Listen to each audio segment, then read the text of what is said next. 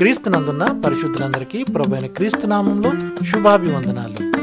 దేవుని ప్రేమ ఆధ్యాత్మిక కార్యక్రమానికి స్వాగతం. జూన్ 17 కొరకు సిహెచ్ స్పర్జన్ గారు వ్రాసిన ధ్యానం చదువుతున్నాను, వినండి. మీ కొరకు మీ శత్రువులతో యుద్ధము చేసి మిమ్మును రక్షించువాడు మీ దేవుడైన యెహోవాయే. ద్వితీయోపదేశకాండం 20వ అధ్యాయం 4వ వచనం.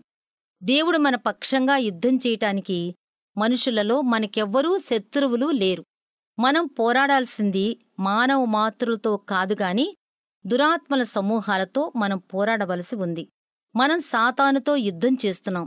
దేవదూషణ, అక్రమం, నిరాశ మొదలైన వాటిని వాడి యుద్ధభూమిలోనికి తీసుకువస్తున్నాడు. మనం అపవిత్రత, త్రాగుబోతుతనం, అణిచివేతలు, అపనమ్మకత్వం, భక్తిహీనత మొదలైన పాపపు సైన్యం అంతటితోనూ యుద్ధం చేస్తున్నాం. వీటన్నిటితోనూ మనం తీవ్రంగా పోరాడుతున్నాం. అయితే ఖడ్గం, బల్లెం లాంటివి మనం ఉపయోగించటం లేదు. మన యుద్ధాయుధాలు శరీర సంబంధమైనవి కావు.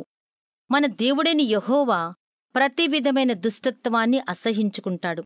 కాబట్టి దుష్టత్వం మీద మనం చేసే యుద్ధంలో ఆయన కూడా మనతో బయలుదేరి మన పక్షంగా యుద్ధం చేస్తాడు. ఆయన మనలను రక్షిస్తాడు. మంచి పోరాటం పోరాడటానికి మనకు కృపను అనుగ్రహిస్తాడు. చివరకు జయం అనుగ్రహిస్తాడు. మనం దేవుని పక్షంగా ఉంటే దేవుడు మన పక్షంగా ఉంటాడన్న సత్యం మీద మనం పూర్తిగా ఆధారపడవచ్చు. ఇంత గొప్ప సహాయకుడు మనకు ఉండగా యుద్ధంలో మనదే గెలుపని, అపజయం అనే మాటే ఎత్తనవసరం లేదని నిస్సందేహంగా చెప్పవచ్చు. సత్యం అనేది చాలా శక్తివంతమైనది. అది అన్నిటినీ తన స్వాధీనంలో ఉంచుకుంటుందని అనుకోవటం తప్పు. అయితే ఆ సత్యం యొక్క శక్తి సర్వశక్తుడైన తండ్రిలో ఉంటుంది. యేసుకు పరలోకంలోనూ భూలోకంలోనూ సర్వాధికారం ఉన్నది. పరిశుద్ధాత్ముడు తండ్రి చిత్తాన్ని మనుషులలో నెరవేరుస్తుంటాడు. క్రీస్తు సైనికులారా, మీ కవచాలు, ఆయుధాలు ధరించండి. పరిశుద్ధ దేవుని నామంలో సాతాను కేంద్రస్థానాన్ని కొట్టండి. విశ్వాసంతో దేవుని రక్షణను స్వీకరించండి. యేసుకోసం, పరిశుద్ధత కోసం శత్రువును దెబ్బకొట్టకుండా ఈరోజు దాటిపోకుండునుగాక.